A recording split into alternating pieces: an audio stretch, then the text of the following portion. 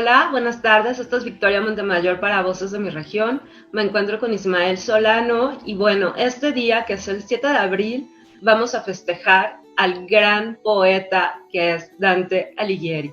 Y para eso me acompañan Antonio Eomir y Fernando López Ibarra.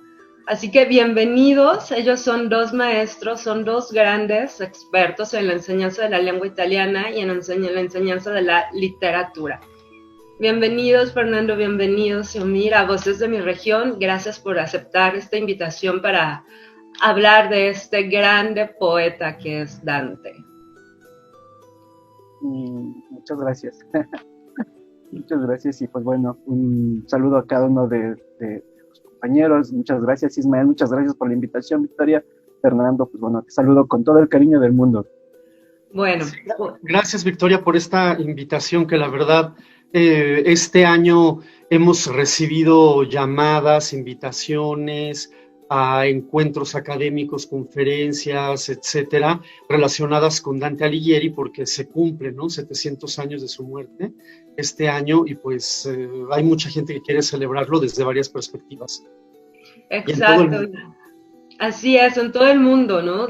Italia lanzó el Dante Día el año pasado, que iban a ser los grandes festejos, y bueno, por las cuestiones que ya sabemos, se pasó para el 21, ¿no? Y entonces es un festejo nacional, como lo llaman ellos, pero no es solamente su festejo nacional, ¿no? Porque Dante irrumpe en todo el globo terrestre, ¿no? En todo el globo terrestre y en el globo celeste, diría yo. Pero bueno, voy a presentar a Fernando Ibarra. Fernando Ibarra fue mi maestro en la Facultad de Filosofía y Letras en la Universidad Nacional Autónoma de México y bueno, es uno de los grandes profesores que se desenvuelve en la materia, que enseña con amor, que enseña con pasión. Entonces, es un gusto tenerte aquí, Fer. Bueno, Fernando Ibarra es doctor en literatura hispánica por el Colegio de México, donde también cursó el programa para la formación de traductores italiano-español. Es licenciado en Lengua y Literaturas Modernas, Letras Italianas y especialista en Historia del Arte por la Universidad Nacional Autónoma de México. Actualmente trabaja en la Facultad de Filosofía y Letras de la UNAM como profesor de carrera impartiendo cursos de investigación, teoría, crítica e historia literaria en la licenciatura en Letras Modernas y en el posgrado en Letras. Es miembro del Sistema Nacional de Investigadores. Sus áreas de investigación son las artes, las letras y la crítica mexicana de los siglos XIX y XX, además de la literatura italiana de los siglos XIV y XVII, áreas sobre las que ha publicado numerosos artículos. Dentro de sus trabajos recientes destacan la edición crítica de la poesía de José Tomás de Cuéllar y una antología bilingüe de las rimas de Giovanni Boccaccio. En 2016 recibió el Premio Hispanoamericano de Elia Kostakowski de Ensayo de Literatura Hispánica. Y Antonio Eomir es jefe del Departamento de Lengua Italiana en la Escuela Nacional Preparatoria de la Universidad Nacional Autónoma de México. Eomir tiene 2 traducciones de divulgación de ciencias por la Facultad de Geociencias en el campus Juriquilla en Querétaro, con el propósito de la divulgación de la ciencia, ¿no? De hecho, a Eomir lo tuvimos el año pasado en este programa de festejando la traducción, y entonces nos estaba platicando la traducción de este libro de divulgación de ciencia, ¿no? Cuenta también con 2 cuadernos guía para la enseñanza de la lengua italiana, y tanto Eomir como Fernando llevaron a cabo la coordinación de los 700 años del aniversario luctuoso de Dante en la Escuela Nacional Preparatoria, ¿no? Entonces se invitó a profesores para grabar un video y dar a conocer a este gran poeta Dante. Así que es un gusto que el día de hoy lo dediquemos a Dante. Bueno, yo propuse en Voces de mi Región el 7 de abril, porque el 25 de marzo es el día que se lanza el Dante Dí, ¿no? Y entonces ese día en Italia se hicieron muchas cosas, en Italia y en el resto del mundo, ¿no? El 25 de marzo, tanto Mir como Fernando estuvieron subiendo videos de los profesores que se encuentran en YouTube. Los pueden buscar como 700 años de Dante, de la ENP, y ahí van a encontrar unos videos en los que participa Antonio, en los que participo yo, participan otros maestros sobre el tema. Y bueno, ¿por qué el 25 de marzo ¿Y por qué el 7 de abril? ¿No? El 25 de marzo, bueno, se supone o se creía, ¿no?, que Dante comienza el viaje en el infierno, ¿no?, de la mano de Virgilio. Pero haciendo investigaciones y demás, resulta que, me parece que es Natalino Sapeño, otro de los grandes investigadores, que dice que no fue el 25 de marzo, sino el 7 de abril, que es el Jueves Santo, cuando Dante baja al infierno, ¿no? Pero después, buscando en internet si 25 de marzo o 7 de abril, resulta que el 25 de marzo es el día de la Anunciación, ¿no? Entonces también es un festejo nacional. Y por otro lado, había otro investigador, nada más que no pude tomar el nombre de este investigador italiano, que tiene una conferencia maravillosa ahí en una página, bueno, ahorita les digo la página. Y este investigador menciona que, leyendo el ensayo de otro investigador, Paolo Pecoraro tiene un ensayo titulado Las estrellas de Dante. Y en Las estrellas de Dante, Paolo menciona que no es ni el 25 de marzo ni el 7 de abril, ¿no?, sino el 5 de marzo. Y entonces le decía a Dumir, a los investigadores no les gusta pelearse, ¿no? No, que 25 de marzo, no, que 7 de abril, no, que ni 25 ni 7, 5 de abril. Entonces, ya poniéndonos en cuestiones de fechas, me parece que la fecha representativa, bueno, o que ya lanzó Italia, que es el 25 de marzo, pues ya se queda como el dantedino. Y me parece también que en lo que yo estuve investigando decía que la propuesta fue lanzada por los franciscanos, ¿no?, que fue una propuesta de los franciscanos. Y bueno, ¿por qué los franciscanos? Porque Dante tuvo mucho contacto con la Orden de San Francisco, ¿no? De hecho, en Ravenna, en el templo de San Francisco, es donde se encuentran los restos de Dante, ¿no? No se encuentran en Florencia. Nosotros creeríamos que está en Florencia, pero en Florencia está un cenotafio que se hizo en el siglo XIX, bellísimo, de estilo neoclásico, en la iglesia de la Santa Cruz, donde también hay una escultura monumental de Dante, también bellísima, estilo neoclásico, ¿no? Pero bueno, lo importante aquí es festejar a Dante, que no me parece, sí, que es un poeta que nunca se ha ido, ¿no? Siempre ha estado presente desde el momento en que él da a conocer su manuscrito del infierno, que fue en 1314 en Verona, ¿no? Entonces, en 1314, Dante da a conocer su manuscrito del infierno. El año siguiente, en 1315, en el otoño, da a conocer el purgatorio, mientras que el paraíso me parece que se da a conocer en 1321, ya póstumo, con la muerte de Dante y por los hijos del poeta, ¿no? Y también se tienen noticias de que Dante se empezó a leer justo a partir de 1314, ¿no? Y que la Divina Comedia, que es este gran poema que también es conocido como el poema sagrado, ¿no?, o que el adjetivo de divina, el primero que lo menciona es Boccaccio, aludiendo a la grande obra de Dante, pero también el adjetivo de divina, la comedia aparece con el adjetivo de divina hacia 1555 con la publicación en Venecia de Ludovico Dolci, ¿no? Ahí ya es cuando aparece la comedia publicada como la Divina Comedia. ¿Por qué? Porque Dante titula su obra como la comedia, entendida en este concepto medieval de que es una obra que comienza con una materia áspera y terrible, ¿no?, y culmina con la ascensión en el paraíso, que es un motivo de alegría. Entonces, para comenzar con estas cuestiones dantescas, a mí me gustaría preguntarles, ¿por qué es, desde su punto de vista, por qué es tan importante Dante? Pues si quieres, tomo la palabra. Pues mira, es un clásico y es muy fácil distinguir estos autores clásicos porque son aquellos que nos siguen diciendo algo. Es una definición muy rápida si quieren, pero nos ayuda a saber que son autores que le dicen algo distinto, pero siempre hay un mensaje a los lectores de cualquier época, desde sus contemporáneos hasta la posteridad. Y Dante es uno de estos autores.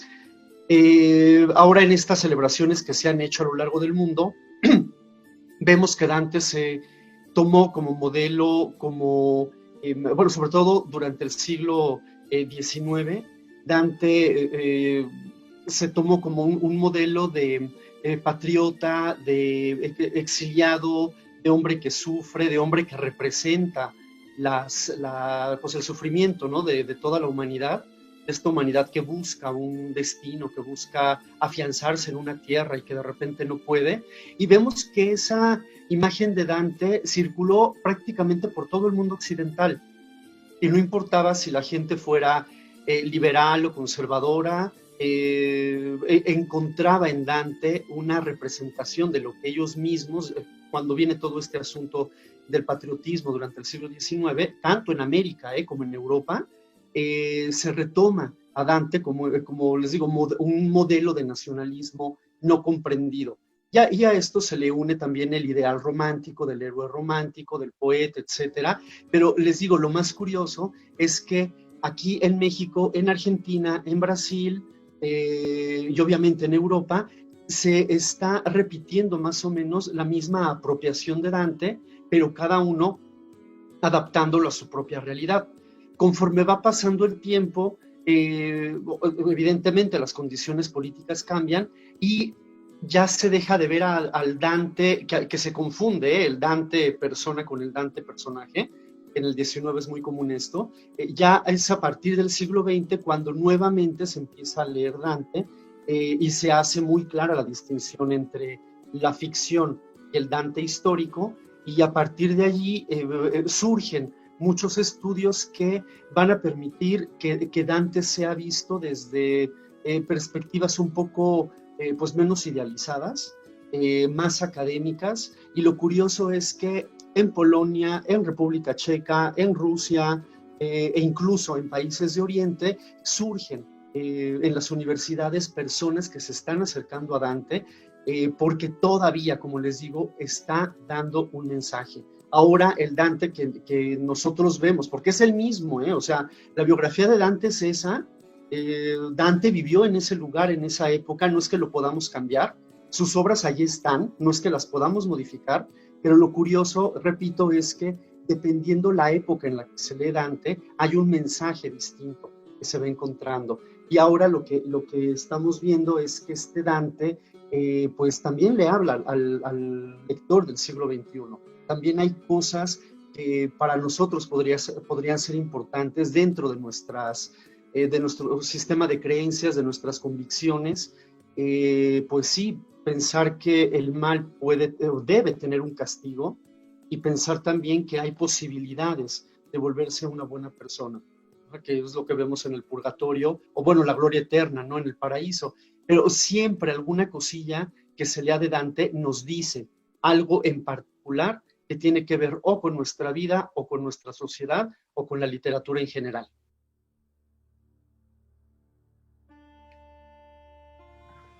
Sí, interesantísimo como siempre. Yo voy a intentar hablar un poco desde la perspectiva de un bachiller, de los alumnos de la Nacional Preparatoria, pero siempre en verdad intentando rescatar y a la vez retomar, sobre todo, no es ningún rescate, es más bien retomar las ideas que una persona rato se leía la biografía y todos los estudios que ha hecho Fernando, ¿no? Que pues también fue mi profesor. Es curioso porque para muchos, y me incluyo, la Divina Comedia la empezamos a estudiar desde la preparatoria, desde el bachilleres, desde, no sé, ¿no? Como dice Fernando, como una obra de tintes universales, de estos libros que se deberían de conocer antes de llegar a la universidad. No hace, pues bueno, no, de hecho sí ya tiene bastante tiempo, que leía a Fernando del Paso en uno de estos libros que él tiene de crítica literaria acerca del Quijote. Y pues bueno, él de una manera en verdad bastante agradable, amena, nos va diciendo por qué sigue siendo tan importante leer el Quijote. para mí, que soy de letras italianas, que me interesa muchísimo la Divina Comedia, prácticamente todo lo que decía Fernando del Paso con respecto al Quijote era tranquilamente trasladable al análisis que se le puede hacer a la Divina Comedia. Entonces, uno de los momentos en los cuales para un profesor de italiano en la Escuela Nacional Preparatoria, cuando apenas los jovencitos están abriendo sus mentes a lecturas más profundas, tomemos un poquito en cuenta todo este contexto en el que vivimos hoy en día, ¿no? Tanta información en redes sociales,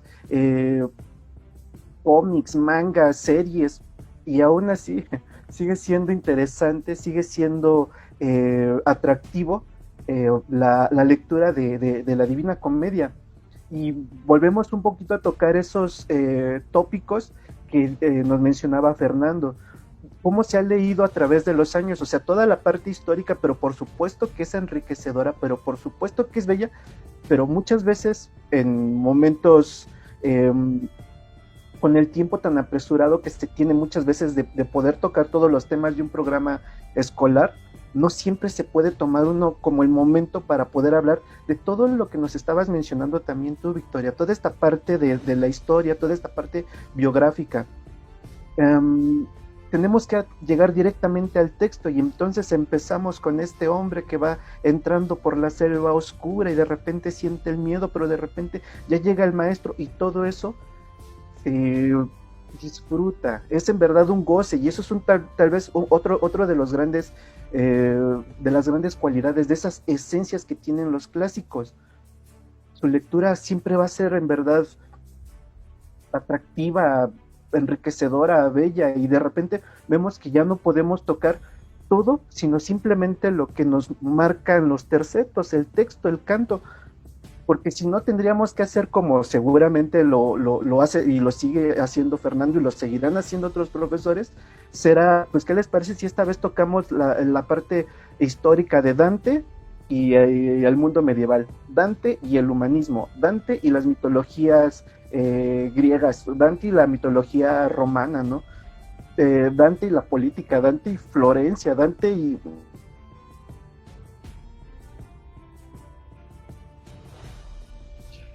Y decíamos de los problemas de internet, y entonces Eomir se quedó recapitulando, ¿no?, toda esta cuestión maravillosa que tiene la comedia y por qué es un clásico.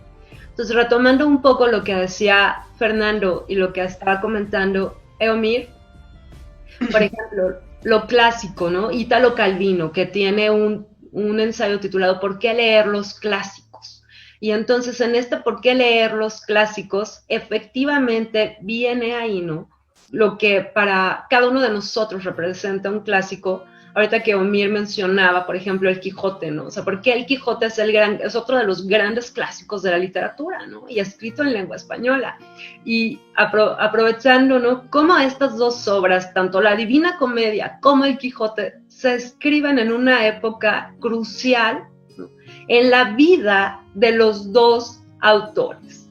¿Por qué? Porque Dante escribe la comedia en el exilio, ¿no?, en este dolor de haber sido exiliado de su amada Florencia, y Cervantes escribe el Quijote en este dolor de estar prisionero, ¿no?, de los árabes. Entonces, son dos obras que si a lo mejor estos dos grandes personajes no hubieran sufrido tanto, no se hubieran desarrollado de esta manera tan magistral, con todo el dolor escrito que nosotros vamos leyendo y descubriendo, ¿no?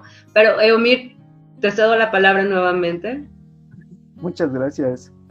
Este asunto del internet, ¿verdad? Pues nada, yo termino un poquito esta parte también de la manera más inocente, como decía Fernando hace unos minutos. Las lecturas pueden ser profundas como el más grande intelectual en la historia que haya dado, pero igual también se me hace bella esta lectura inicial que en su momento escribió Boccaccio acerca del Tratatello in laude di Dante, donde dice él que, pues bueno, se recitaba o se conocía un poquito por vía oral los primeros versos del infierno, ¿no? Entonces sí, habían mujeres que decían, mira, este es el hombre que nos trae las noticias de los que están en el infierno, mira, ve cómo hasta sus barbitas están un poquito quemaditas crespas por el hecho de bajar al infierno y de traernos las noticias de los que ahí se encuentran. Entonces, esta parte tan maravillosa, en verdad, de construir a partir de todo ese humanismo griego y latino, y de reconstruirlo y de dar ahora una propia interpretación, yo creo que, pues bueno, si estamos ante una obra monumental, independientemente de nosotros, se seguirá leyendo y disfrutando en diferentes partes del mundo. Por eso es la importancia, ¿no?, de este día conmemorando el 700 aniversario de la muerte de Dante. Uh-huh. Exacto. Y bueno, ahorita, por ejemplo, que mencionaba, ¿no?, hablando de estas cuestiones de Dante el escritor y Dante el personaje, ¿no?, y cómo en aquella época se creía efectivamente que Dante había bajado al infierno, ¿no?, que había subido a la montaña del purgatorio y que había llegado al paraíso, ¿no?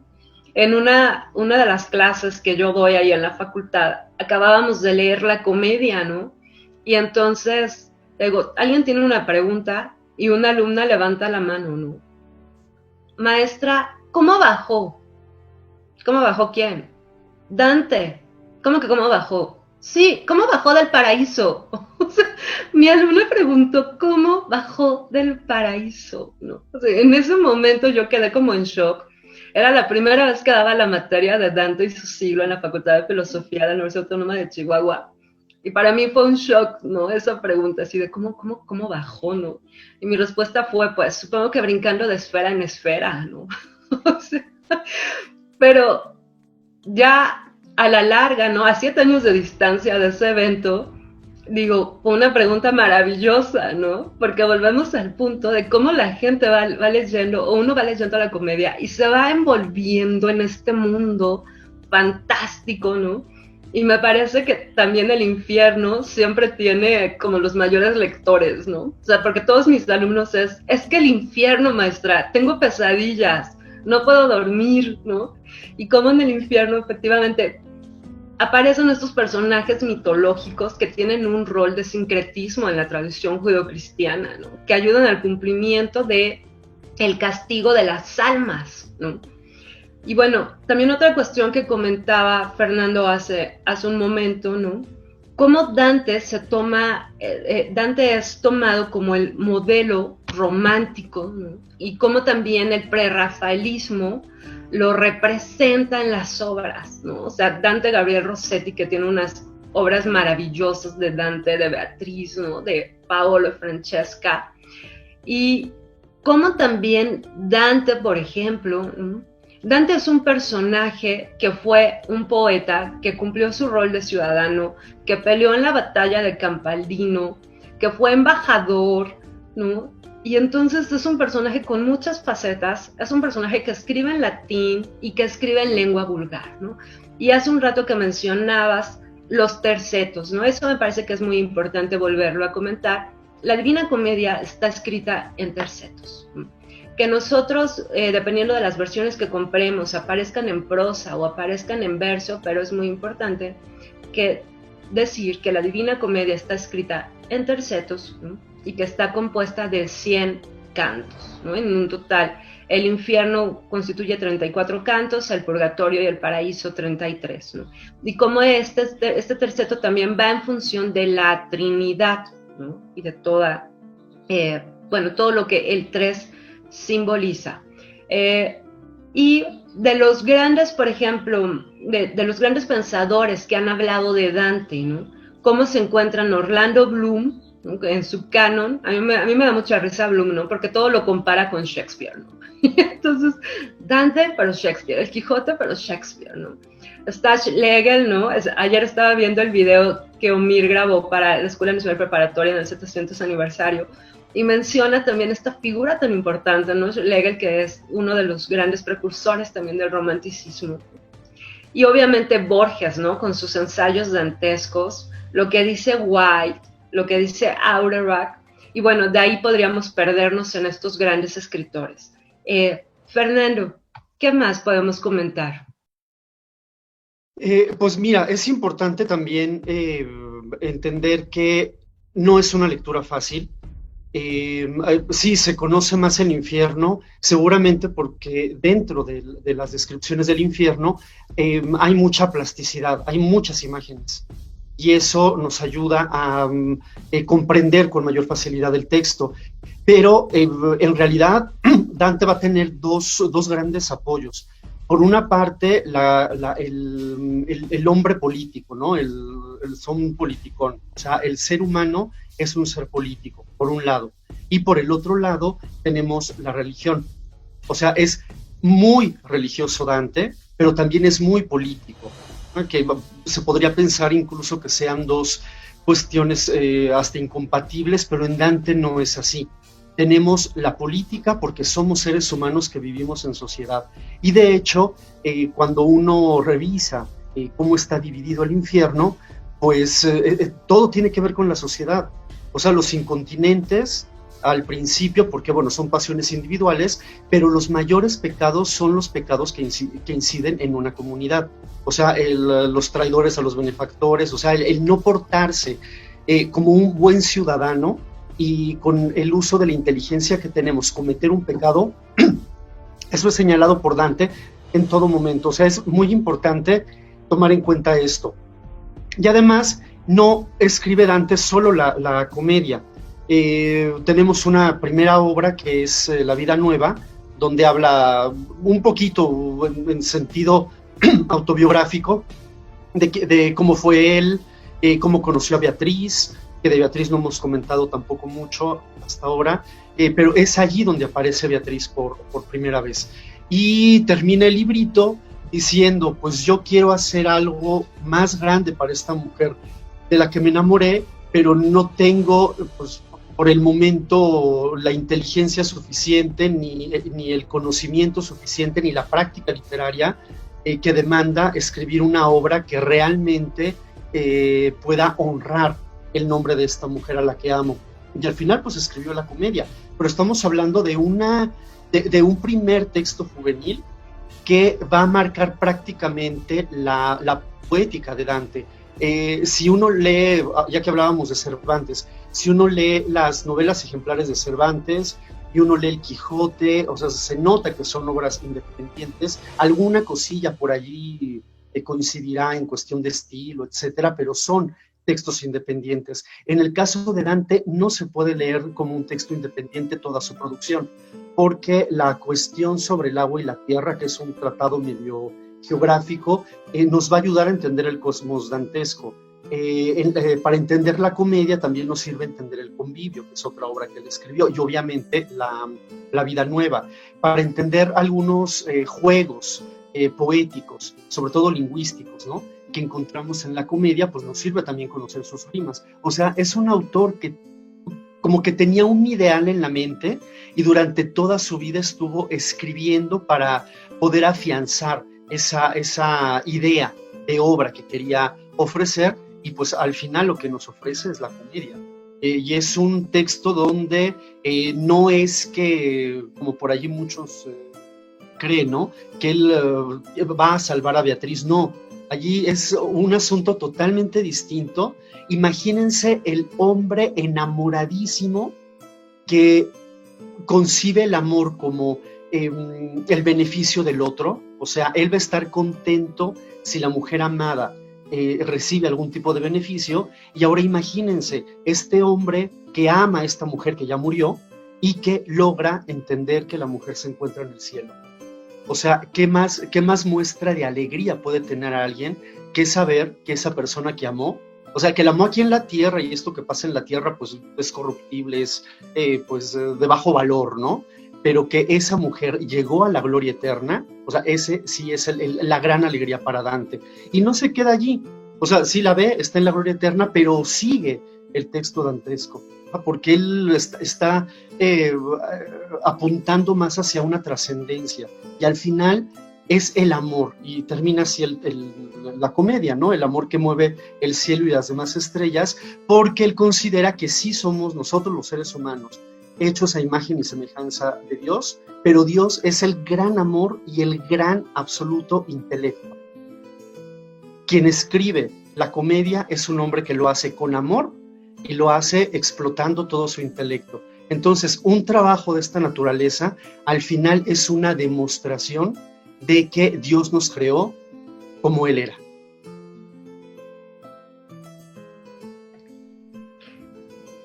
Ay, bellísimo lo que acabas de decir, pero me quedé sin palabras. Eomir, ¿quieres comentar algo? No, bueno, es que ¿qué más se puede decir después de haber oído algo así, verdad? Así eran sus clases, compañeros. Todos los que estén viendo este video, en verdad que uno se queda así, síguele, por favor, profesor. Un poco lo que dice Fernando, ¿no? Ciertamente la Divina Comedia no es un texto sencillo. Es como, no lo sé, lo textual y lo metatextual y como se les llame, ¿no? Se tienen cientos de referencias, o sea, bastaría un personaje mitológico, bastaría un personaje político, bastaría un personaje para salir del texto e irnos un poquito a la parte histórica, pero como también bien dice Fernando, también es un texto lleno de imágenes, y esas imágenes, pero por supuesto que han servido, y te han servido muchos artistas de estas descripciones que hace Dante, para representar los más bellos cuadros y esculturas a lo largo de la historia de la humanidad, ¿no?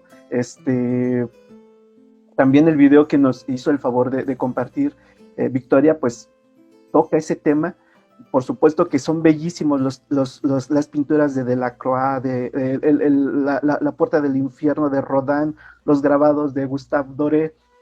El infierno es uno de los, tal vez de los puntos más interesantes de esta narrativa, y por eso mismo es que, no sé, tranquilamente a lo mejor este lector que apenas está empezando y apenas está conociendo y apenas está entrando al mundo de la mitología y de la historia de la época medieval, que muchas veces no es tan sencillo, compañeros, en verdad, o sea, se necesita cierta cultura para poder disfrutar aún más el texto y poderse embelecer, ¿no? de lo que Dante nos narra ahí.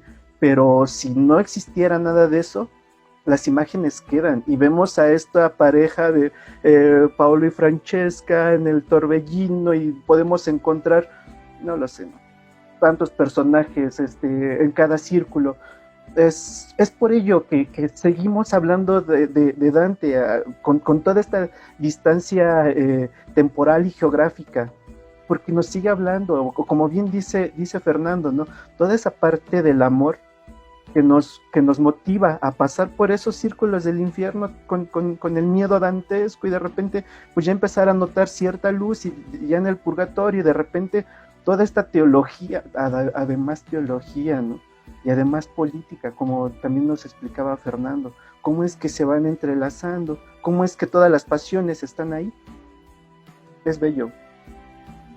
Efectivamente, ¿no? Ahí está el realismo de Dante, ¿no?, con la ficción y con todo este elemento religioso, filosófico y teológico de la época. Bueno, voy a retomar de lo que estábamos comentando ahorita, ¿no?, desde el aspecto religioso, lo que comentabas, por ejemplo, de Beatriz, ¿no?, y del amor de Dante, y ya ahí continuamos con la charla. Bueno, hace un momento que estaba Fernando, ¿no?, y hablando sobre el amor que Dante le tiene a Beatriz, y que cómo escribe esta comedia en función de un proyecto que Dante, me parece, yo concuerdo con lo que dices, Dante ya lo traía pensado, ya sabía que quería escribir, ¿no? ¿Por qué? Porque si nosotros leemos la vida nueva de Dante con atención, ahí vamos a encontrar estas referencias a las esferas celestiales. Vamos a ir viendo cómo Dante va a ser tan cuidadoso en ir delineando a Beatriz, ¿no? Y bueno, en esta cuestión de Beatriz, para entrar en el personaje, ¿no?, o hace un momento que mencionábamos también, Dante escritor, Dante personaje, o sea, cómo distinguir, o cómo cuando nos acercamos por primera vez a la obra de Dante, Y quizá nosotros, en esta magistralidad de Dante, de envolver al lector, nosotros los vemos envueltos con Dante, ¿no? Y decimos, claro, es que es Dante Alighieri, no. El que va haciendo este viaje de la mano de Virgilio a través del infierno, a través del purgatorio. Y sufrimos con él, y gozamos con él, y nos aterramos con él, ¿no? Entonces, eso me parece también un dato, bueno, no un dato, es una cuestión magistral que tiene Dante para envolvernos a nosotros como lectores. Y cómo cada determinado tiempo Dante se dirige a nosotros como lectores. Piensa, oh lector, cuánto miedo no sentí al ver aquellas almas que van caminando para el infierno. Y piensa, oh lector, como cuando vi a Caronte venir y golpeaba las almas, ese pasaje del infierno, ¿no? O cuando llegan ante la puerta del infierno, ¿no? Y estas letras que están escritas en la puerta, ¿no? A través de mí se va la ciudad doliente, a través de mí se va la perdida gente, la justicia movió a mi alto hacedor, me hizo la divina potestad, la suma sabiduría y el primer amor, ¿no? Ahí está ese primer amor que Fernando también comentaba hace un momento, ¿no? Y bueno, nosotros en este programa de Dante, ayer estaba comentando con Ismael el título, ¿no? Y resolvimos dejar el título de este homenaje que le estamos haciendo a Dante, Amor que en la mente me razona. Y entonces, ahí está este amor de Dante a la literatura, de Dante, yo no sé cómo estos grandes personajes de la historia en su mente tienen todo este cosmos. O sea, porque Dante, eso es lo que crea, un cosmos que encontramos en el infierno, que encontramos en el purgatorio y que encontramos en el paraíso. Y efectivamente la comedia también se le llama la suma teológica, ¿no? Es una suma de conocimientos filosóficos y teológicos. Y eso también me parece contrastante, ¿no? Porque si bien Dante es un personaje moderno, yo siempre he dicho que Dante es un personaje de la época, ¿no? Es un personaje medieval que debemos de entender en todo este concepto medieval, ¿no? Y todo lo que envuelve ser un hombre, no solamente del siglo XIII, pero un hombre que está envuelto en la política, como mencionabas también hace un momento, ¿no? En este contexto de ciudadano, en este contexto social, pero también en este contexto religioso, y en este contexto filosófico, y en este contexto político, y en este contexto poético, ¿no? Porque Dante también en la comedia retoma de Virgilio, ¿no? Retoma de Ovidio, o sea, ese estudio que vemos de Dante, de Virgilio, ¿no? Para crear este infierno que se basa en el libro sexto de la Eneida, ¿no? Cuando Eneas desciende al infierno, y también de las metamorfosis y cómo a lo largo de la comedia nosotros vamos encontrando unas metamorfosis fantásticas en el infierno, y creo que una que otra en el purgatorio, ¿no? Entonces, ¿de qué manera también los personajes antes a Dante, como Virgilio, que es el gran poeta de la latinidad, ¿no? O como Ovidio, ¿no? Envuelven a Dante y Dante los estudia para crear estas obras, ¿no? Y creo que ya me fui un poco de lado. Pero volviendo a la vida nueva, retomando lo que decía Fer hace un momento sobre la vida nueva, sobre Beatriz, ¿no? Y cómo Dante en la vida nueva nos describe este encuentro con Beatriz, ¿no? Y por qué es importante la vida nueva también, ¿no? Porque la vida nueva es un libro que está escrito en prosa y en verso. Y entonces, ahora sí, Fer, te cedo la palabra para que nos hables un poco de la vida nueva de Dante. Bueno, como les decía, es uno de sus primeros libros, bueno, de hecho el primero, ¿no? Juvenil, en donde ya se está delineando, como bien has comentado, mucho de lo que vamos a encontrar en la comedia de manera explícita o implícita, pero allí está el germen de gran parte de lo que veremos. Y Dante está en este momento de su vida formando parte de una tradición, que es la tradición del amor cortés. Ese amor cortés pasó de Francia a Italia, pero en Francia existía un sistema feudal. Cuando llega ese amor cortés a Italia, donde no hay en general un sistema feudal más que en el norte de la península, en algunos lugares, se tienen que hacer adaptaciones de esta fenómeno, bueno, de esta manera de ver el amor, que era el amor cortés, que se explica bien fácil. Es más o menos la mujer es como el señor feudal y el hombre es como el vasallo. Ajá, entonces el hombre tiene que hacer lo que sea para tener contenta a esta señora feudataria del amor, pero ella no puede jamás decirle que sí. ¿Por qué? Porque en general esta mujer o está casada o es inalcanzable por está en una situación social elevada, etcétera, y nada más es un amor que puede practicarse entre la nobleza. Y les digo, no importa tanto que al final se puedan besar y abrazar, o sea, eso no es lo que se busca. Lo que se busca es el proceso, porque entre más virtudes pueda acumular el hombre amante, va a poder conquistar más a la mujer amada. Vean, es hablar de virtudes, nada más.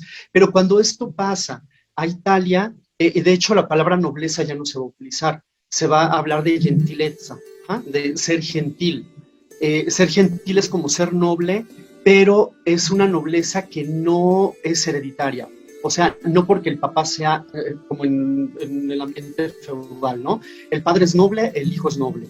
No, aquí cada uno se va forjando su propia nobleza de espíritu, que sería esta gentilidad.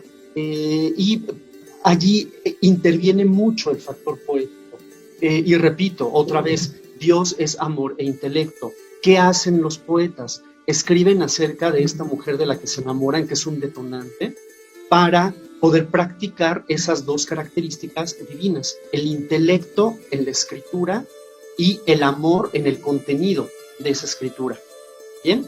Bueno, y lo que hace Dante en esta vida nueva es evidentemente retomar parte de esta tradición del amor cortés, ya un poco modificada por otra corriente literaria, que esa sí es contemporánea a Dante, y él participó de esta corriente, que es el Dulce Stil Nuevo, o Dolce Stil Novo, y tenemos muchos autores que fueron amigos de Dante, que escribieron, ¿no?, en esta sintonía, mientras en el amor cortés la mujer es una entidad real, inalcanzable pero real, y uno la ve, se enamora, y a partir de la vista nace el amor, y del amor surge la pasión. Lo que hará diferente la dinámica del Dolce Stil Novo es que el hombre ve a la mujer, pero de hecho no la ve, porque la mujer deja de ser mujer y es como un ángel. Y ustedes saben que los ángeles son entidades inmateriales. Entonces, imagínense cómo amar a una mujer que es inmaterial. Nada de qué bonitos ojitos, no, o sea, no se puede, porque los ojos son materiales. O sea, no se va a amar el ojo de la mujer, se va a amar la mirada de la mujer. No se deseará la boca de la mujer, se deseará la sonrisa de la mujer. Y pues bueno, no es el cuerpo, es el porte de la mujer, ¿ok? Y esto es un verdadero cambio muy, muy fuerte en las dinámicas amorosas, porque vemos que es un amor que ni siquiera se puede erotizar. Mientras en el pasado sí tenemos muchas poesías donde hay incluso encuentros carnales, pues en Dante no se puede. Y desde el principio, él ve a Beatriz, se enamora de Beatriz, tiene un sueño, y en ese sueño aparece Beatriz, aparece el dios del amor, pero es como una pesadilla. Pareciera que Dante, en un primer impulso humano o animal, puede acercarse de manera erótica a este amor, pero él mismo y el amor mismo lo impiden. Rompen cualquier vínculo con el erotismo carnal, y Dante se da cuenta que ese tipo de amor que está sintiendo es otra cosa. Y bueno, piensen ahora no en el Dante personaje, sino en el Dante ser humano, ¿no? El Dante ser humano se casó y tuvo hijos, y no habla jamás de la esposa, porque pues la esposa era una entidad material con la que pudo tener descendencia, pero este amor hacia Beatriz es otra cosa. Les digo, es como un impulso vital para poder seguir adelante y pretender alcanzar la gloria. O sea, uno se enamora, y desde el momento en que se enamora ya no puede ser malo, ya no puede pecar. Digamos que el amor purifica, pero tiene que ser también un amor puro. porque si es un amor lascivo, pues evidentemente uno buscará la inmediatez. Y si es una mujer corporal, les digo, uno se queda en lo bonito del cuerpo y, no sé, pues sí, bueno, lo bonito del cuerpo, ¿no? Mientras que en este amor no importa el cuerpo, importa el espíritu. Y por eso les digo que no es tan fácil a veces entender a Dante, porque tenemos ya unos parámetros muy fijos de qué es el amor, que bueno, han sido alimentados por películas, telenovelas, lo que quiera, ¿no? Y cuando uno se acerca a este autor que está muy al principio, pues encuentra que la dinámica es otra. Y qué bueno que comentas esto de Dante como un autor medieval, porque sí, Dante es absolutamente medieval. Si quieren entender bien a Dante, hay que entender bien el medioevo, y la teología de Dante es la teología de Santo Tomás. O sea, si se entiende la suma teológica, si se entiende Santo Tomás, vamos a poder vamos a poder leer con un poco más de facilidad la comedia. Dante es medieval. Termina Dante de escribir este libro y digamos que coincide, ¿no?, con el fin de la Edad Media, pero Dante hay que estudiarlo con lo que vino antes, mientras otros autores como Boccaccio ya están teniendo una mirada hacia el futuro, y vemos a Boccaccio y a Petrarca como antecedentes de lo que vendrá luego en el Renacimiento, pero Dante no. Dante es como que el padre, pero es este padre que muere, deja un legado que al principio no era muy apreciado, a Petrarca no le gusta, y hay otros autores del siglo XVII que hablan de retórica, que dicen que Dante pues, no escribía bien, por cuestiones, digamos, parámetros, ¿no?, que ellos tenían. Consideraban que la escritura, digamos, la materia lingüística de Dante no era de lo mejor, pero el contenido ahí está, ¿no?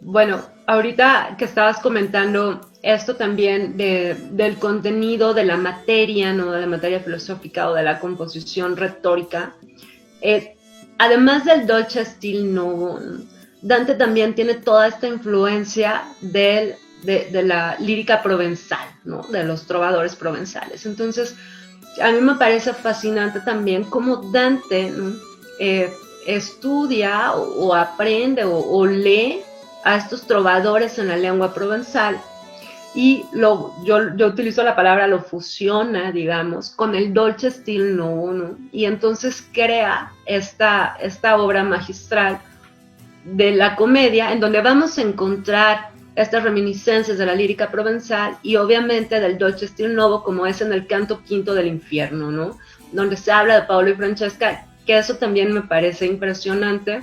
De hecho, María Pía, ¿no?, la doctora María Pía Lamberti, en el seminario de Dante, nos lo recalcaba, ¿no?, que es como estos dos amantes que se encuentran en el segundo círculo del infierno, que es el infierno de los lujuriosos, pero la lujuria entendida como la transgresión moral, ¿no?, de la época, se encuentran ahí y son los únicos dos amantes que van juntos, y como dentro de este infierno Dante crea esta atmósfera de amor, ¿no?, y entonces escribe uno de los versos más bellos que se hayan escrito en la literatura universal, en este dolce stil novo. Y cómo Borges retoma estos versos dantescos y escribe su poema de El infierno 5:129. Y Borges, que era un gran admirador de Dante, ¿no?, que aparte escribe el Aleph y se inspira en Beatriz y se inspira en los personajes.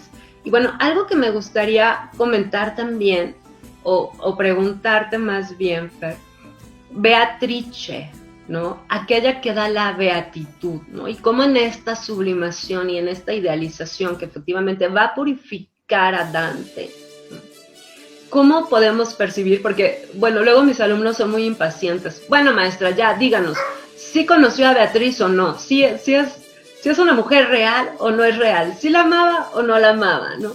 Entonces, con esto que tú acabas de comentar hace un momento, me parece que queda muy, muy definido, ¿no?, esta idealización que hace Dante de Beatriz, ¿no? Pero entonces, tú coincides en que Dante realmente estaba enamorado de a quien los investigadores han identificado como Bice di Portinari, y que de ahí crea, o si se inspira en Bice para crear a esta Beatrice, ¿no? Y toda esta idealización cortés, stilnovística.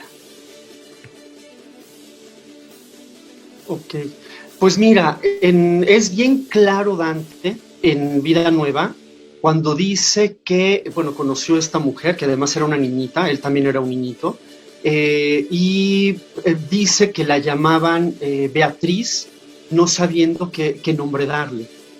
Dentro de la tradición provenzal, uno no puede jamás decir el nombre de la mujer amada, porque si se confiesa, bueno, si se conoce el nombre, empiezan las habladurías, empiezan los chismes, etcétera, y esto no es bueno para el amor.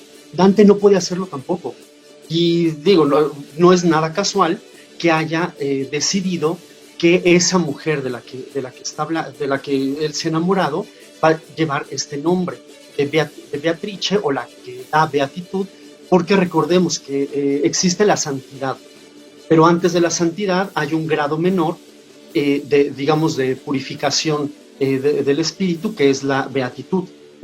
Entonces, esta mujer da la beatitud, es decir, gracias a esta mujer uno puede evitar pecar, uno se vuelve bueno. Y lo dicen varios de sus colegas del Dolce Stil Novo. El hombre ya no puede pecar desde que la ve. El hombre ya no puede tener pensamientos malos desde que la ve. O sea, no importa si es Beatriz o es cualquier otra de las amantes de estas mujeres angelicales, no importa. Hay una... es como una potencia esta mujer de la que uno se enamora.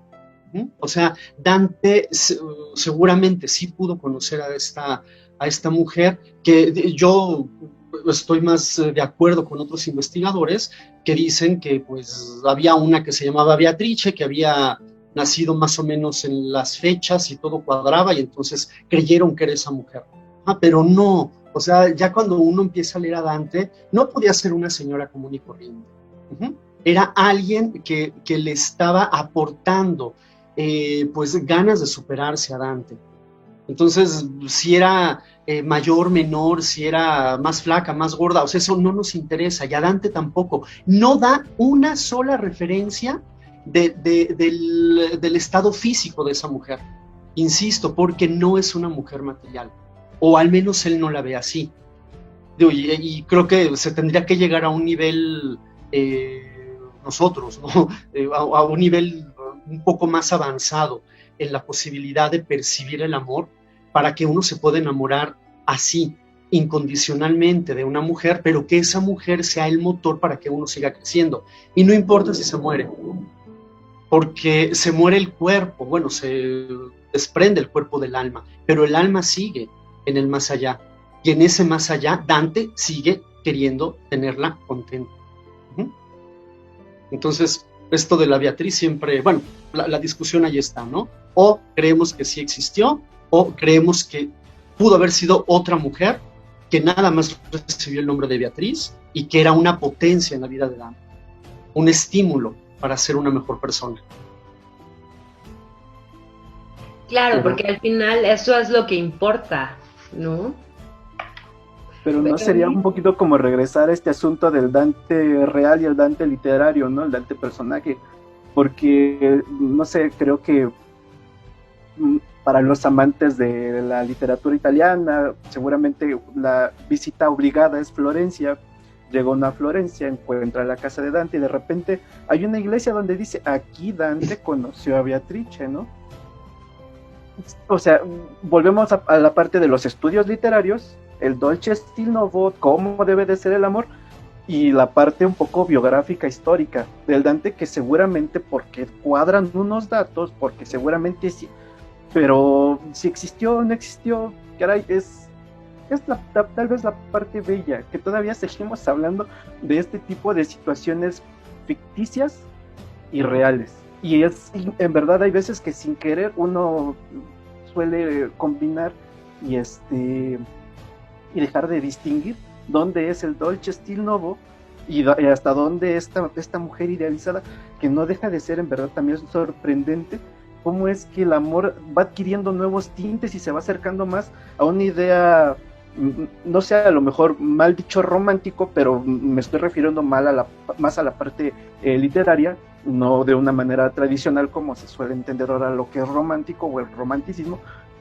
pero que en verdad se va alejando cada vez más de esas teorías, de esas corrientes literarias medievales donde pues imperaba el cantar de gestas y lo épico y el cantar de Roldán y el Music y todo este tipo de literatura que se estaba gestando desde el año 1000, ¿no? Y si nos vamos un poquito más hacia atrás, pues toda esta parte de la caída del Imperio Romano y lo que se entendía por literatura, ¿no? Sus fábulas, sus comedias, sus tragedias, es en verdad ante una persona que logra meter todo en una especie como de pasón, no sé, a veces así lo entiendo, y o sea, vamos a poner la parte medieval con como decía Victoria, ¿no? Este círculo de los amantes. ¿Qué fue lo que los obligó a caer en ese pecado?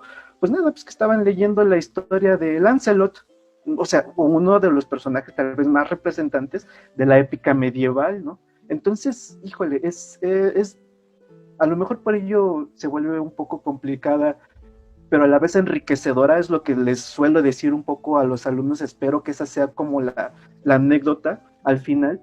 Este tipo de lecturas pueden ser en verdad desde lo más inocentes, lo más superficiales, hasta hacer lo que están haciendo ustedes, ¿no? Que es estar revisando el contexto y la parte teológica y la parte medieval y la parte política y todo eso solamente suma a ese conocimiento y vemos cómo es que el hombre se crea. Es un entrelazado de diferentes contextos, todas las influencias que tiene Dante, porque obviamente, como bien lo dicen, pertenece a una corriente literaria que a su vez es resultado de otro tipo de pensamiento, de otras corrientes, de este amor hacia Dios que se tiene pues prácticamente como aire en la época medieval.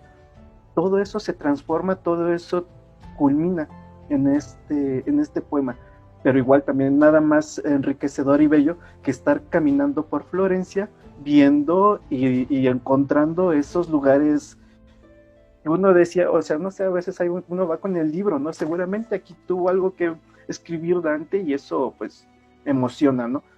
Combinar el Dante histórico con el Dante personaje. Sí, totalmente de acuerdo contigo, ¿no? Uno llega a Florencia, y aparte está Dante por todos lados, ¿no? Eso es maravilloso. Fer, ¿querías comentar algo? Sí, para que se entienda esta cuestión del amor cortés, y ahora que Oemir ya nos habló un poquito del canto quinto, dice específicamente, mientras leíamos que el amante besaba la sonrisa de la amada, este muchacho que va a estar conmigo durante toda la eternidad, me besó la boca, temblando todo. Vean, en la literatura estaban besando la sonrisa, pero en la realidad se besó la boca, ¿ok?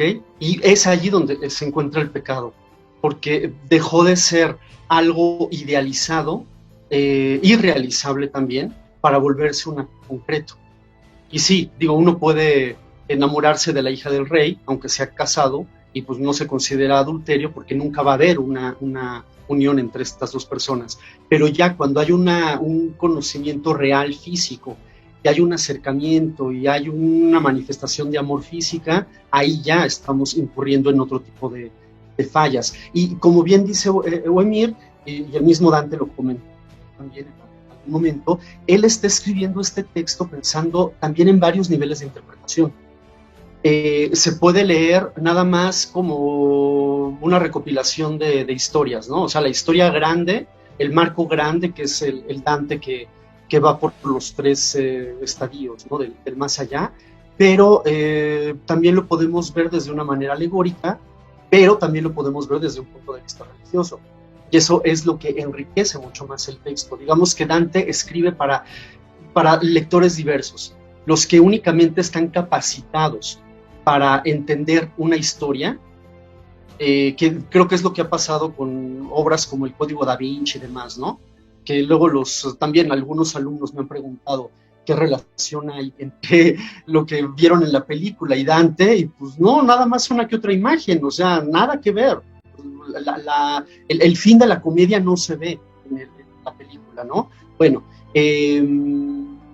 uno se puede quedar, les digo, con esta lectura muy superficial, pero conforme uno va madurando, podrá leer otra vez la comedia, podrá encontrar nuevas cosas. Y repito, debe haber un sentimiento religioso que fundamente también nuestra lectura. Lamentablemente, digo, vivimos en una sociedad cristiana, pero la educación cristiana a veces no es tan sólida como quisiéramos. Digo, se vale no ser cristiano, lo que no se vale es ignorar.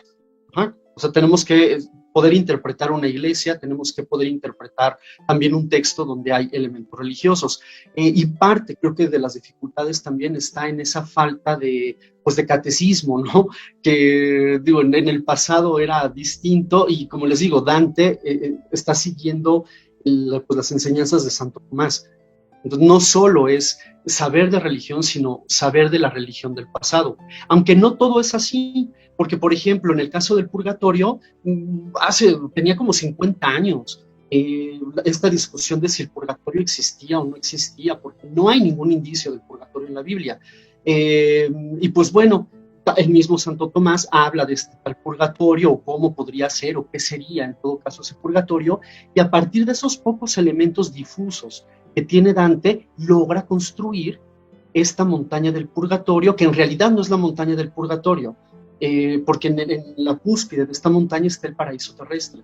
Pues más bien podríamos decir que es la montaña del paraíso terrestre, y es todo, o sea, el infierno está en la tierra, nosotros vivimos en la tierra, pero también se purgan nuestros pecados aquí en la tierra. Y eso es muy interesante como parte de esta cosmovisión dantesca, ¿no? Y además todo va a ir coincidiendo, y uno puede tomar a Dante incluso como preceptor. O sea, ¿qué dice Dante? No sea soberbio al principio, ¿no? Que se encuentran tres animales, la avaricia, la lujuria y la soberbia.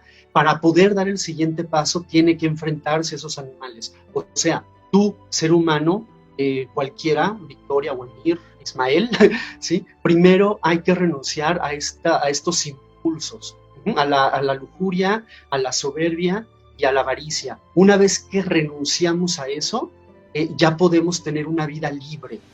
Y esto pues, lo pueden ver en muchos libros de mindfulness y demás, ¿no? Que uno tiene que renunciar a estas pasiones que se pueden transformar en vicios para poder seguir adelante en nuestra vida. Y lo mismo cuando vemos la clasificación de pecados en el infierno, pues sí, hay que alejarnos de eso, ¿no?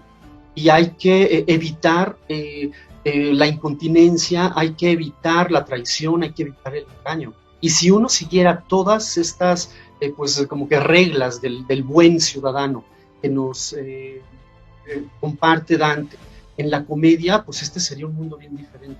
Y vean, es de buen ciudadano, pero es también de buen ciudadano cristiano. O sea, no importa si uno es cristiano o no, el hecho de que uno no traicione a nadie, eso pues es bueno, ¿no? Para la sociedad, es bueno para uno, y dependiendo la religión que sigan, pues también es bueno para la religión. Por eso digo que Dante ya él lo sabía, podía ser leído desde varias perspectivas, y repito, cada vez que uno lee a Dante Alighieri se encuentra con una cosa distinta, porque el nivel de comprensión es distinto. Claro, por supuesto. Y bueno, ahorita que comentabas esto, por ejemplo, mis alumnos siempre me preguntan, ¿no? Maestra, ¿y usted en qué círculo del infierno estaría? Yo les digo, no, yo ya estoy purificada porque ya llevo leyendo la Divina Comedia varios años, ¿no? Ya son como 4 años de lectura constante, entonces yo ya me purifiqué. Cada vez que releo el paraíso me vuelvo a purificar, ¿no? Ya estoy totalmente purificada. Y entonces, para que no quede la pregunta al aire, ¿no? Porque si no van a decir, ¿y entonces en qué círculo, no? Digo, pues yo estaría en el círculo de la gula, sin duda.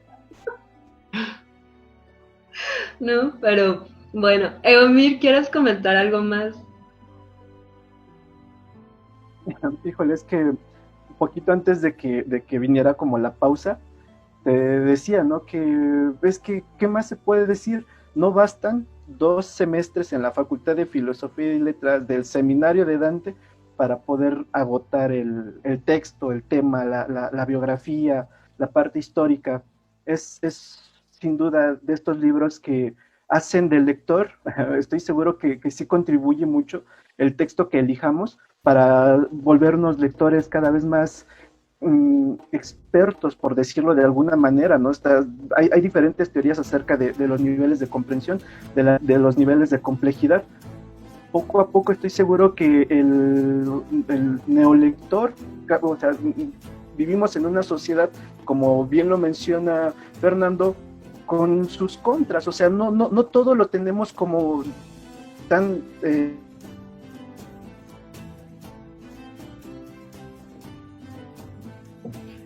Creo que ya se nos fue de nuevo Eomir.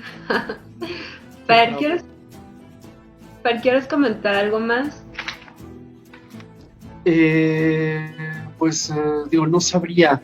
Es que como bien comenta nuestro colega Eomir, se le puede entrar a Dante desde tantos puntos de vista, y ahora que se han estado haciendo estos eventos internacionales, que bueno, fue una de las pequeñas ventajas de la pandemia, ¿no?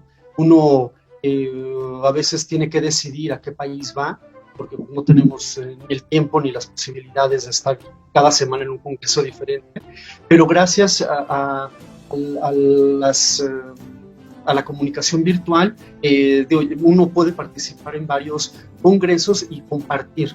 Y se ha estado compartiendo mucho la recepción de Dante, sobre todo. A mí me encanta la recepción de Dante en México, porque tuvimos aquí un personajazo que se llama José Vasconcelos, que él sí entendió a Dante. O sea, estoy fascinado, ¿no? Tiene un discurso precioso que se publicó en la revista El Maestro en el año de 1921, o sea, hace 100 años, cuando el gobierno italiano le regaló a la Ciudad de México un busto de Dante, que todavía lo pueden ver en el antiguo colegio de San Pedro y San Pablo, que luego fue Museo de la Luz y luego Museo de las Constituciones, creo. Bueno, este edificio que está cerca del antiguo colegio de San Ildefonso, allí todavía encontramos a Dante. Y Vasconcelos, como que el infierno no le dijo nada, ¿eh? Él, que era un hombre tan político, Vasconcelos, y tan religioso, pudo entender cabalmente a Dante. Esa es la impresión que yo tengo. Y habla de la espiritualidad de Dante, porque también Vasconcelos era un hombre muy espiritual, y no es casual entonces que en esta colección de libros que se llaman Nuestros Clásicos, que hizo Vasconcelos, haya colocado también como lectura esencial para cualquier mexicano, bueno, para cualquier lector, ¿no? La comedia. Y obviamente le decían, oiga, pero este libro es difícil. Y allí en este texto, pues uno se da cuenta, pues, que supo muy bien Vasconcelos cuál era la finalidad de Dante. Unir al mundo, al ser humano con su propio universo. Pues es más o menos esto, ¿no? Y si pensamos en el primer mural que hizo Diego Rivera por mandato de Vasconcelos en la Escuela Nacional Preparatoria, pues son los 4 evangelistas. El ser humano, las artes, las ciencias, y todo forma parte de un universo. O sea, que no solo Vasconcelos lo leyó y lo entendió, sino que antes incluso de haber leído a Dante, la personalidad de Vasconcelos se parecía mucho a la de Dante. Y curiosamente, después, también Vasconcelos vive exiliado, ¿no? Mal entendido, mal valorado por sus compatriotas, y entonces sí son 2 personajes que coinciden en este año de 1921, y repito, es un discurso que por fortuna lo conservamos, ¿no? En las páginas de la revista El Maestro. Entonces habrá que buscarlo, porque yo la verdad no lo conocía, y entonces estoy sorprendida con esto que comentas, ¿no? Y la importancia de Vasconcelos, aparte, ¿no? Que tuvo, o que tiene, ¿no? Sí, y además lo podemos ver como un hombre político, pero si pensamos en las implicaciones religiosas de los actos de Vasconcelos, híjole, o sea, se nos abre otra persona. Y lo mismo, o sea, uno no pensaría, como en el caso de Dante, que se puede en una misma persona encontrar un político comprometido, un poeta, un filósofo, un estudioso, un astrónomo, y lo que encontramos en Vasconcelos es algo también muy similar. Por eso digo, no toda la gente logra captar el sentido más profundo de lo que lee, sino a veces hay algunas pequeñas, bueno, mentes, ¿no? Que logran entender perfectamente una obra. Y aunque nosotros podamos decir muchas cosas acerca de la obra de Dante Alighieri, al final hay una motivación, les digo, es una motivación espiritual, que cuando uno logra captarla, sabe que todo lo que Dante está contando es más bien como son como pequeños ingredientes, granitos de arena que al final van a formar o nos van a llevar hacia este conocimiento del mundo donde desde el purgatorio, ¿no? Dante nos presenta una sociedad idealizada, solidaria, donde hay hasta cantos, o sea, se ponen a cantar como en el purgatorio, ¿no? O sea, y el purgatorio nos llena siempre como pues de tranquilidad, ¿no? Cada parte que uno lee del purgatorio es siempre la posibilidad de que el mundo cambie para bien, la posibilidad de poderse salvar con la oración, con la reflexión, etcétera. Mientras en el lado del infierno, pues al final uno queda un poco con este sentimiento de repulsión, ¿no? Tanto por las escenas como por las motivaciones que vemos allí. O sea, es gente mala la que está metida allí. Digo, y aunque algunos nos puedan parecer incluso simpáticos, pues, o nos generen algún tipo de pasión, bueno, de compasión, pues al final es gente que está allí porque se lo mereció. Y eso es algo muy interesante de Dante, que es como embarrarnos primero en las pasiones más bajas, para después llevarnos a la posibilidad de la salvación y finalmente a la salvación. Sí, totalmente de acuerdo, ¿no? De hecho, se lo dice Virgilio en el canto 3, ¿no? Que Dante se aterra de ver esas palabras, ¿no? Y le dice, maestro, su sentido me es tan cruel.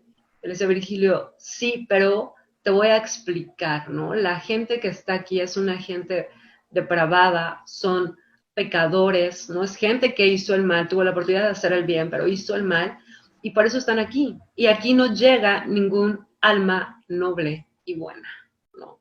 Entonces, o sea, y justo hace la acotación al inicio, ¿no? Entrando, apenas cruzando el umbral de la puerta, ¿no? Eomir, ¿quieres comentar?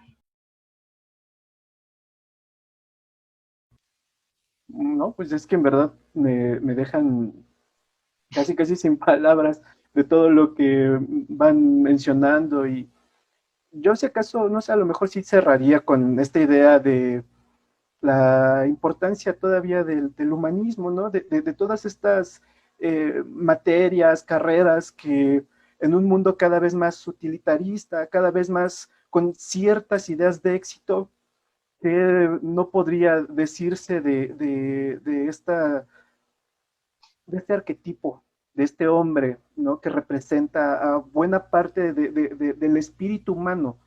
Muchos podríamos decir, no, pues yo a lo mejor ni le entraba a esa selva oscura, yo sí me quedo con mis posesiones, yo sí me quedo con mis deslices, pero vamos entrando a esta selva oscura junto con Dante, y es ahí donde nos identificamos en todos nuestros errores, nuestras maneras a lo mejor equivocadas de tomar decisiones.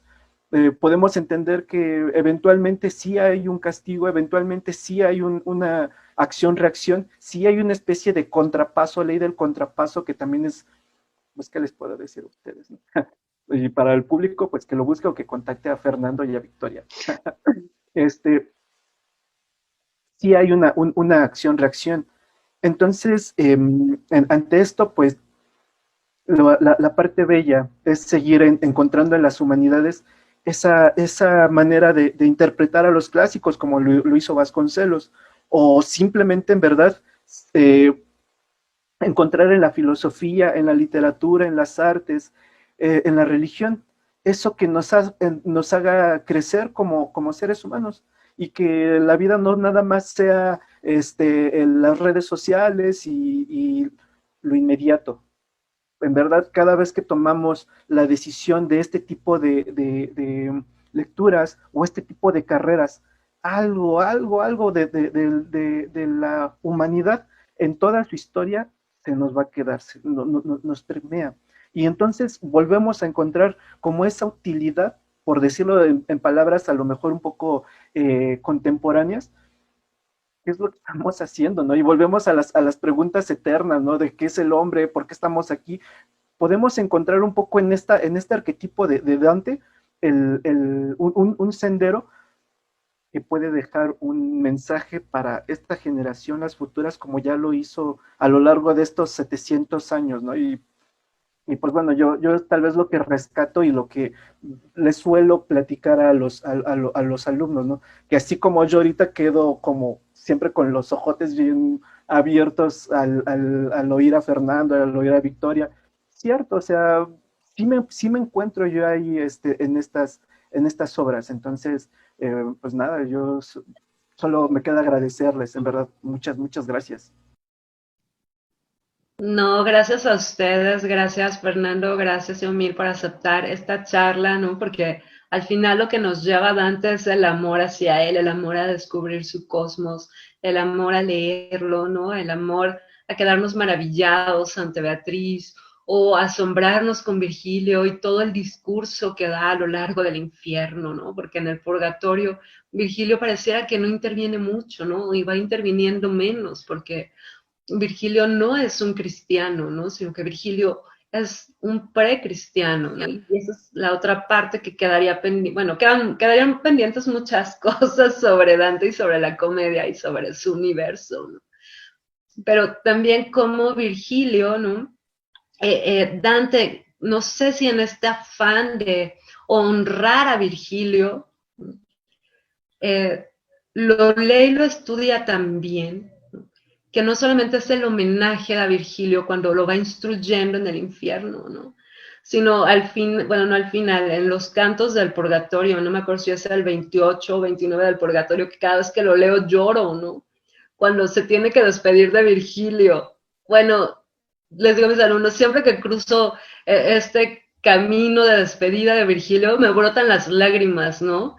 Que dice que Virgilio por quien fue mi salvación, Virgilio, mi gran maestro, Virgilio, mi dulce padre, ¿no? Y repite su nombre 3 veces. Y recuerdo aquella clase con María Pía, ¿no? Es el rito de despedida romano, el que Dante está evocando aquí al decirle adiós a su maestro, ¿no? Entonces, Fer, ¿quieres cerrar con algún comentario? Pues mira, esto de Virgilio, que es bien curioso y con el ejemplo de Virgilio podemos demostrar estos niveles de lectura de los que habla Dante. Nos podemos quedar con el simple, pues, el hecho de retomar un personaje existente, un literato latino por parte de Dante, pero también es una representación del saber. Y Virgilio le da la mano. O sea, cuando están en el infierno, Dante necesita el conocimiento para no tener miedo. Y ese conocimiento está personificado en la figura de Virgilio.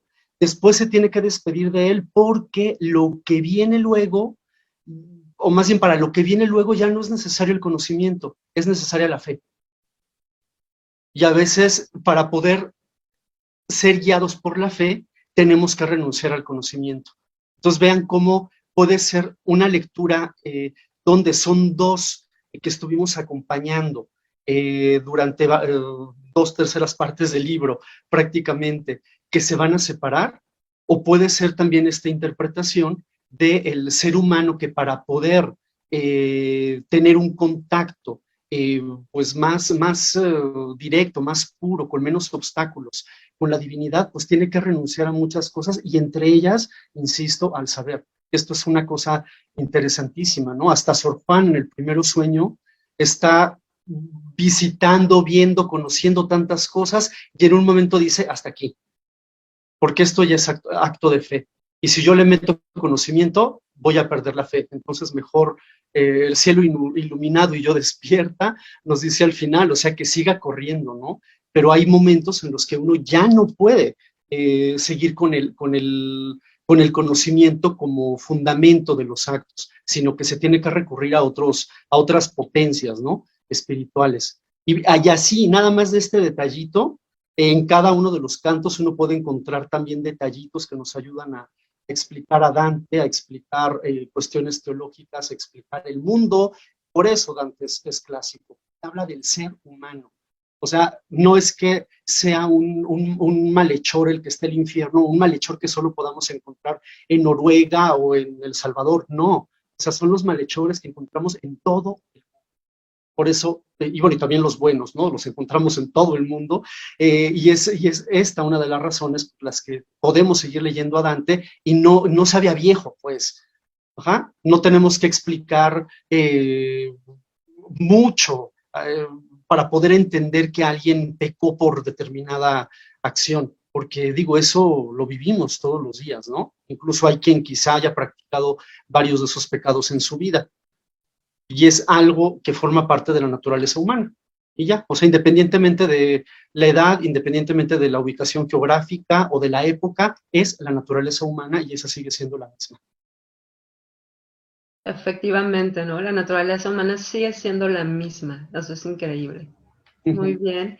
Ismael. Bueno, pues agradecer la presencia y esta charla pues tan enriquecedora y motivante, porque bueno, pues les comentaba ahorita en el Inter que yo no he leído la comedia completa, pero pues escuchándolos a ustedes, escuchando la interpretación y escuchando todos estos comentarios, pues obviamente le despiertan a uno un gran interés por acercarse a estas lecturas y que espero que, bueno, pues para nuestros seguidores que no se han acercado todavía a la comedia, pues se les despierte este interés y pues para los que ya se han acercado, obviamente, pues que comprendan un poco más acerca de esto, ¿no? Y que se interesen por ir más a fondo de lo que es Dante, de lo que es la obra y que, bueno, pues es inmensamente grande. Pues muchas gracias por estar aquí y bueno, pues yo creo que vamos a seguir invitándolos para que nos sigan enriqueciendo con toda esta lectura de lo que es el fondo de la comedia, de lo que es Dante. Y bueno, pues síganos aquí, ya saben, por Voces de mi Región, la voz de la cultura en Chihuahua. Muchas gracias.